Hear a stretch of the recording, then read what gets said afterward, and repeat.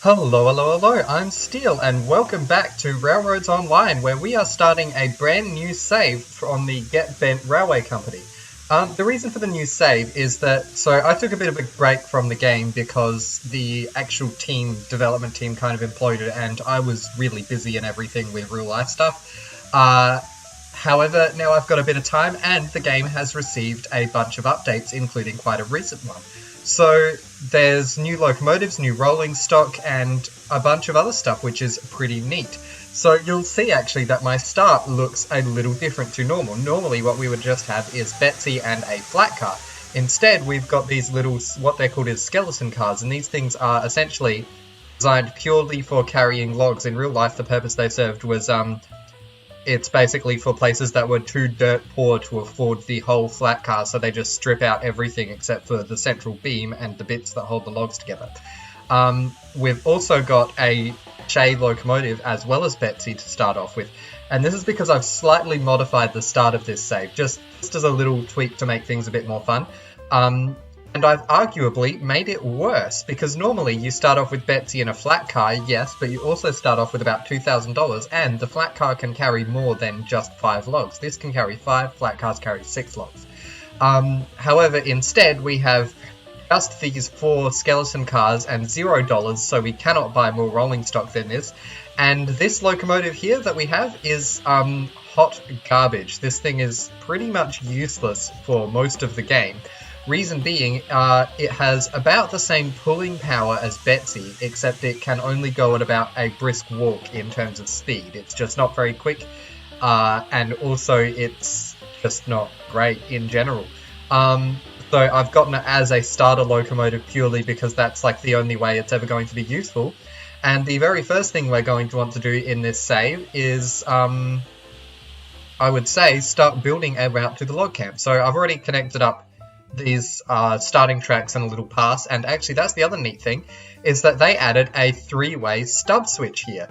So basically what makes it a stub is you can see it's got little stubby bits here, as opposed to a blade switch, which switches with long bladed bits of rail. Anyway, I will get cracking on a build and we'll see what happens.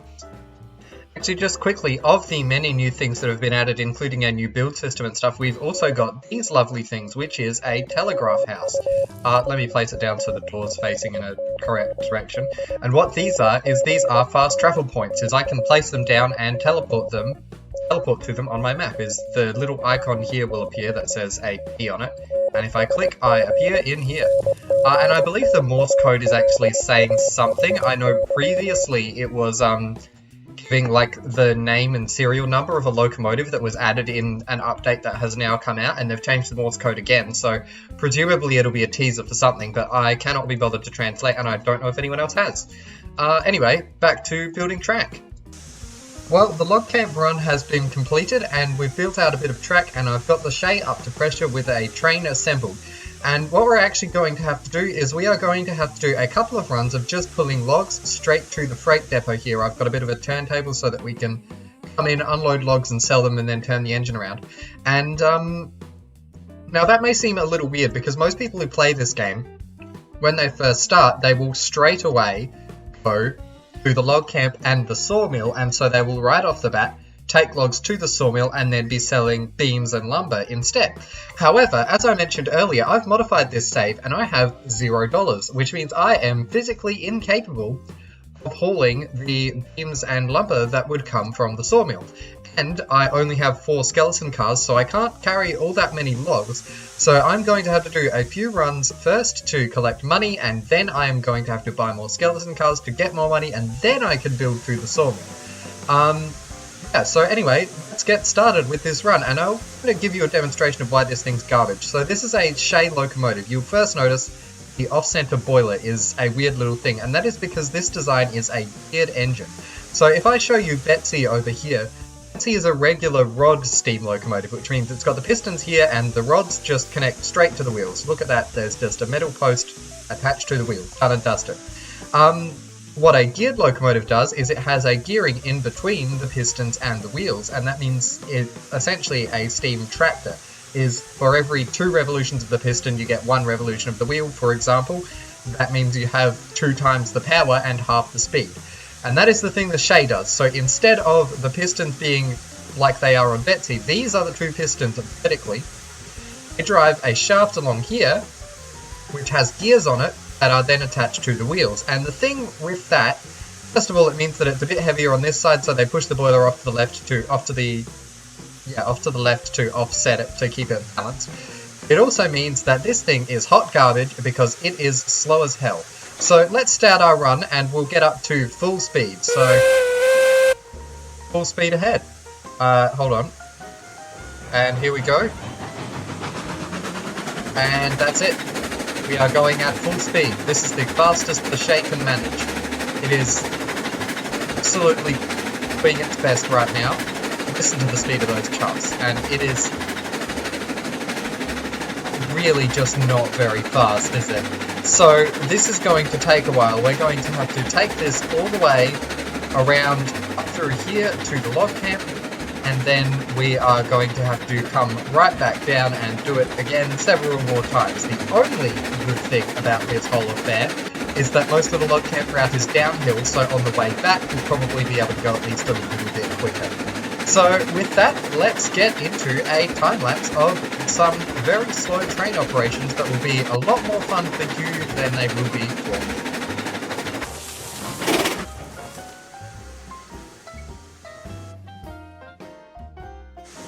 Right, so I forgot that I had originally planned to just not bother. Normally when you lay a railway, you chop down all the logs as you build the railway. I figured, oh, since the Shay goes so slowly, I will just chop down the logs on my first run while I'm working my way along. Anyway, I forgot that I was planning to do that, which is why we have this delightful scene you see before you. So I will fix this whole affair and then we'll try again, shall we?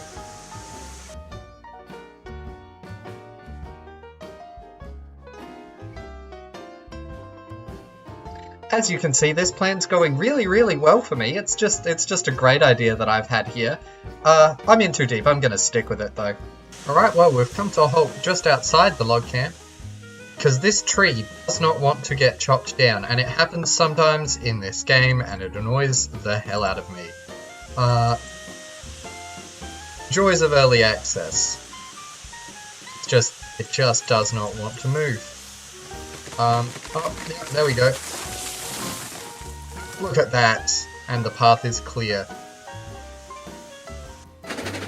With that, ladies and gentlemen, we have arrived at the log camp, where I will now begin to pick up logs as soon as this thing ambles its way around the corner and eventually makes it to the loading platform.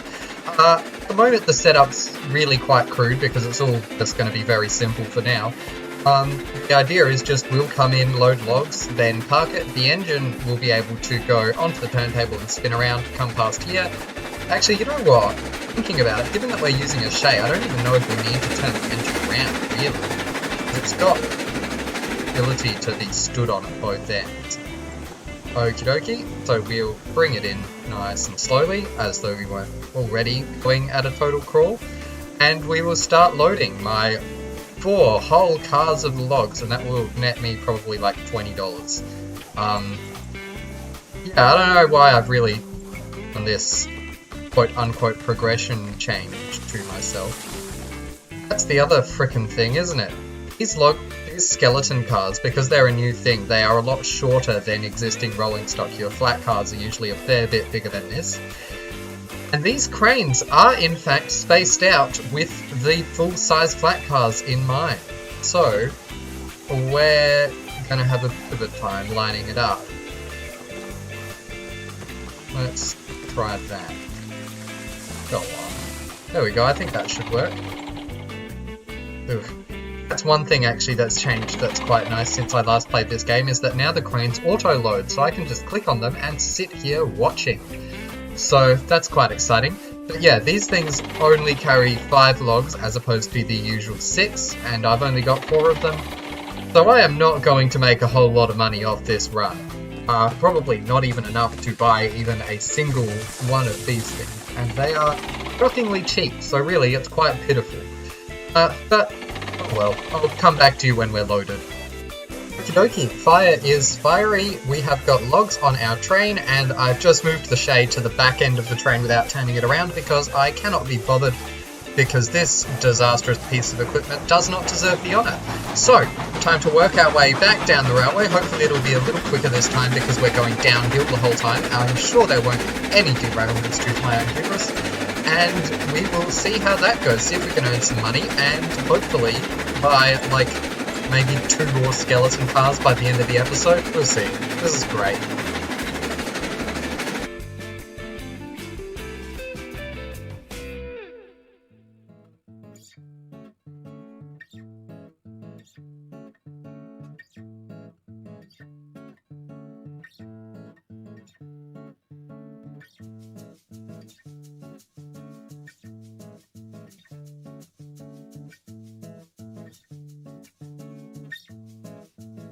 Honestly, I wish I could tell you what the hell has happened here. My best guess is that I have heard tell that these skeleton log cars are totally garbage for another secret way, which is that apparently they cannot handle, like, any significant degree of speed at all.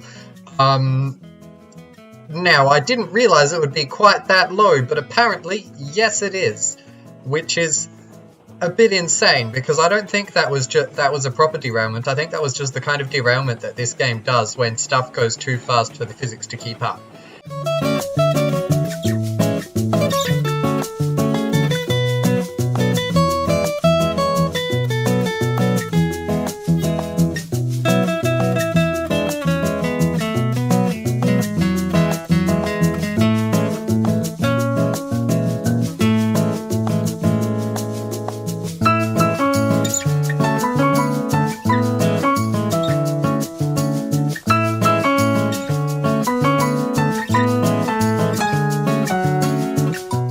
With that, we've made it down to the freight depot, and so it is time to unload and find out just how much money this absolutely fantastic load of logs is going to earn us. So let's get all of these unloading onto the platform, and then in a few moments we will be able to see that we will be the owner of the blistering sum of $200 after only about 40 minutes of my time and only 3 derailments. That's right, we have enough money to buy just 2 more of these glorified wooden posts. Isn't that exciting, gentlemen? So, time for me to buy some more and run some more, and I think my goal for this episode will be to get 10 of these log cars, and then next episode is when we'll go on to building out to the sawmill and actually getting something productive done. Also, worth noting that if there is anyone in Australia who is interested in working with me to make more videos, I would love to have someone on here playing with me. Could make for better content or something. So, yeah, let me know if that sounds interesting to you. In a brilliant example of my genius, it turns out that these things actually cost $200, not $100 each, which means I am actually, after all of that time, only able to buy 1 of these glorious pieces of machinery. So, that's pretty cool. It is going to take us a hot minute. Enjoy what I assume will probably be a time-lapse edited in by future me.